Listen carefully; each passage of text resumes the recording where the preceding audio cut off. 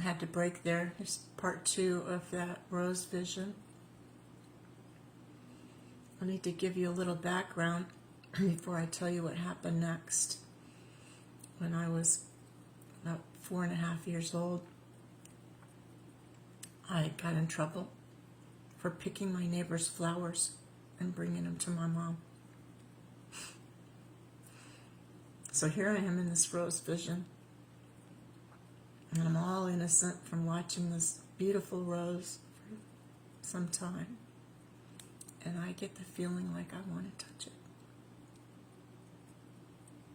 So I go to move my hand, and I don't have one. And I realized later, after thinking this vision over many times, that I had been in the form of a fish. My head was forward like a fish, except my eyes were obviously both front, facing forward. And I had a body, but it was all behind me. And when I felt like I wanted to touch it, I was like, I have a little fin, but it's not going to go. It's not going to go before my face.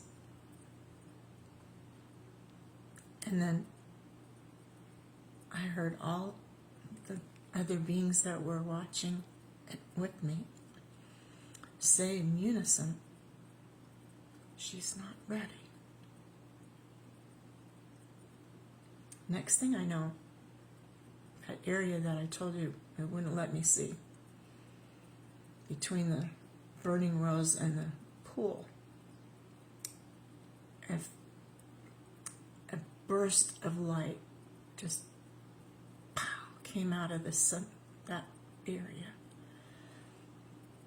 like a bursting star, just like laser lines in every direction. And one of those laser lines hit me right between the forehead, right between the eyes, sort of, right here. And I don't remember what that was all about, except for that it made me just full of wonder and awe, and who knows, I mean, I really couldn't tell you exactly what transpired then.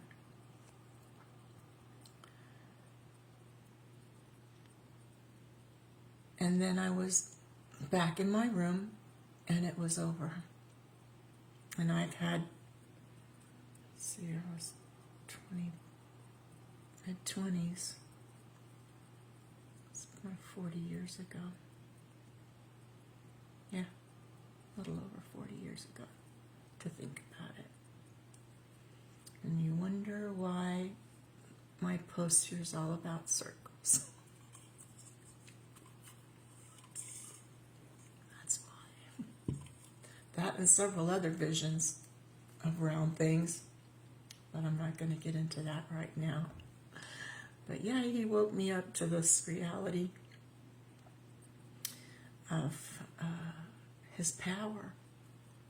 It was God. I'm not saying that that sphere was God. That was a representation of his divine wisdom. The fire was the fire of love. The goodness of love is the heat. The invisible heat we can't see is the goodness of love. Nobody can show you their love, their heart. It's like when Philip said, well, show us the Father, Jesus, and that'll suffice us. It's like, how long have I been with you, Philip? You know, loving on you. Loving on all of y'all. How am I supposed to show you my burning love any other way? And then the light that it exudes is part of it. And that light is the light of truth and faith. And the faith is in that invisible love.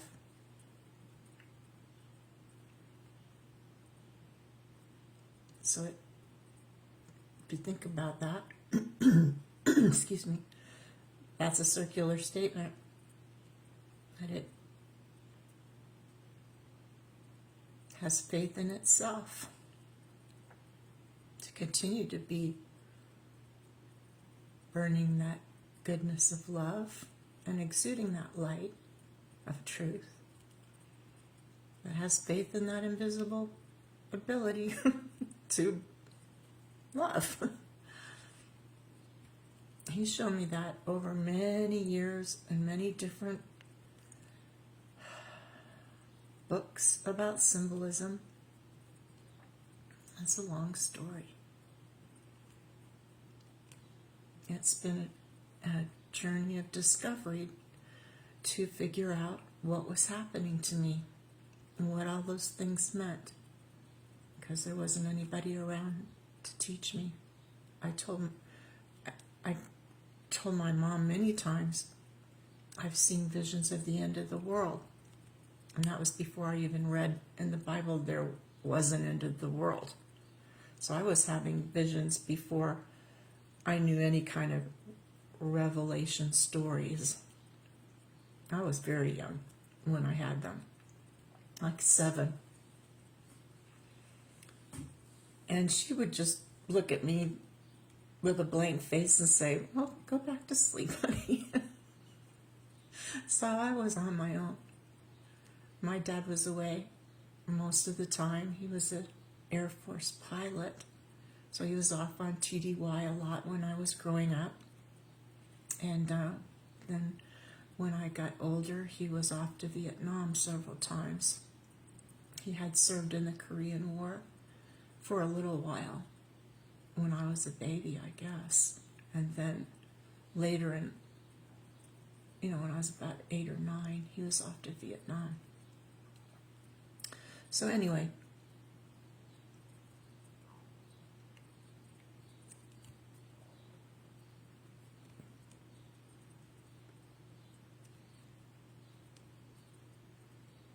I hope that gives you some inspiration.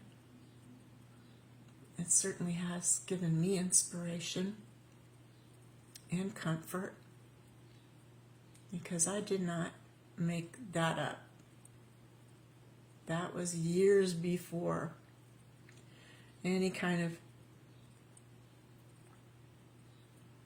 similar things of roses, which I have seen, like in what was it, with the Beauty and the Beast had a rose that was under glass, remember?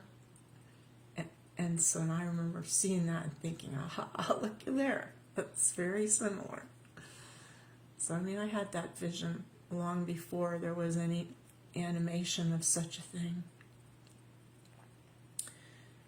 And it was all for a reason.